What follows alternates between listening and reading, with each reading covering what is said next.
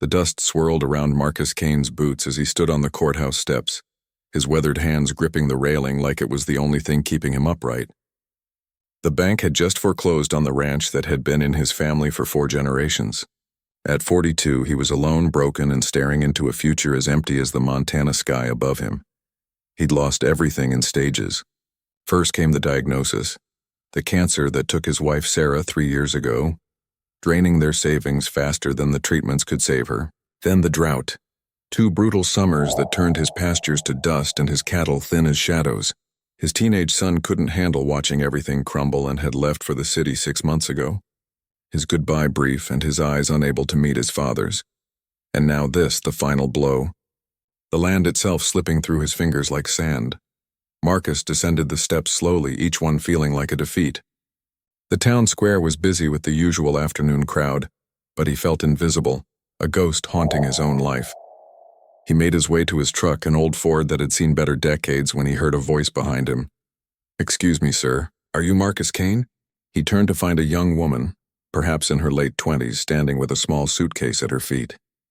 She had dark hair pulled back in a practical bun, olive skin, and eyes that held something he couldn't quite place. Determination, maybe, or desperation dressed up as courage. "Who's asking?"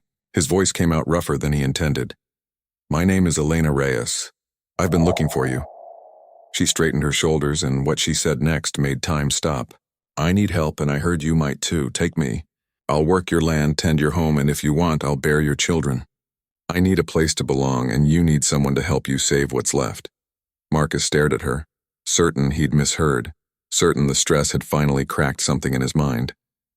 "Ma'am, I think you got the wrong person. I just lost my ranch.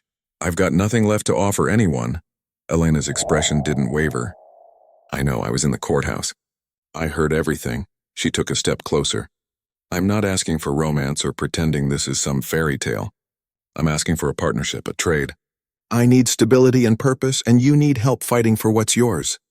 Your banker, Mr. Hutchins, he gave you 30 days to come up with the back payments before the sale is final, didn't he?" Marcus nodded slowly, suspicion mixing with curiosity. "How do you know all this?" "Because I've been where you are. Different circumstances, but the same desperation." Elena's voice softened. "I grew up on a ranch in New Mexico.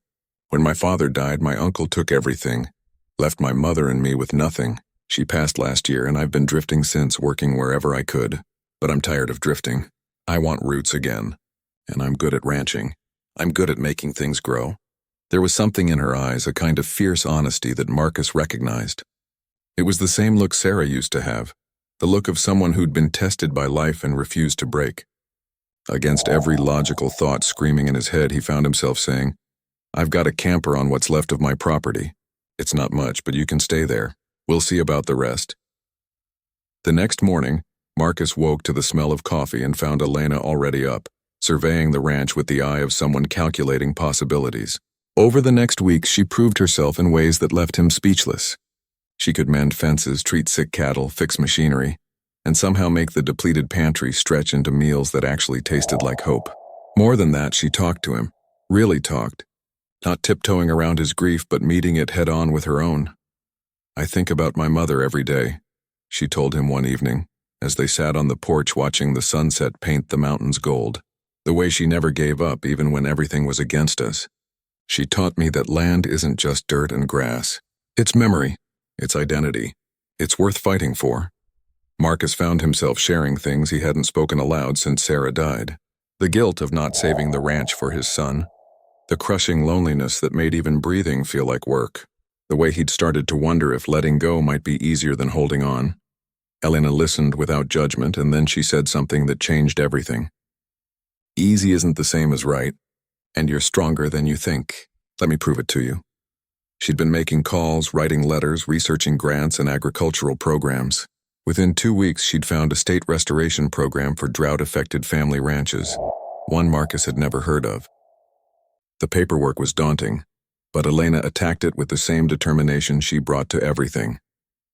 They worked late into the nights, documenting the ranch's history, proving its viability, making a case for its future. The day the approval came through, Marcus actually cried. The grant wouldn't cover everything, but it was enough combined with his savings to make the back payments and start rebuilding. Elena whooped with joy and hugged him, and for the first time in years, Marcus felt something shift in his chest. Not the absence of grief, but the presence of something new growing alongside it. "Thank you," he whispered. "You saved more than the ranch. You know that, right?" Elena pulled back, her eyes bright. "We saved it. Together. That's how this works." As autumn turned to winter, the partnership deepened into something neither of them had expected. Marcus found himself looking forward to mornings, to Elena's quick laugh and quicker mind, to the way she'd challenge him when he got too set in his ways.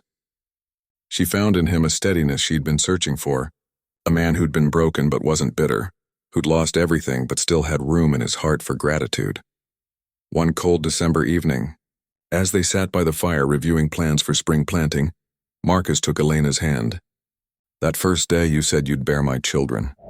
Was that real or just desperation talking?" Elena met his eyes without hesitation. "Both. I meant every word, but I also didn't know you yet. Now I do. And now it's not about a transaction anymore. It's about wanting to build a life with someone I respect, someone I've come to love." Marcus felt his throat tighten. "I never thought I'd feel this way again.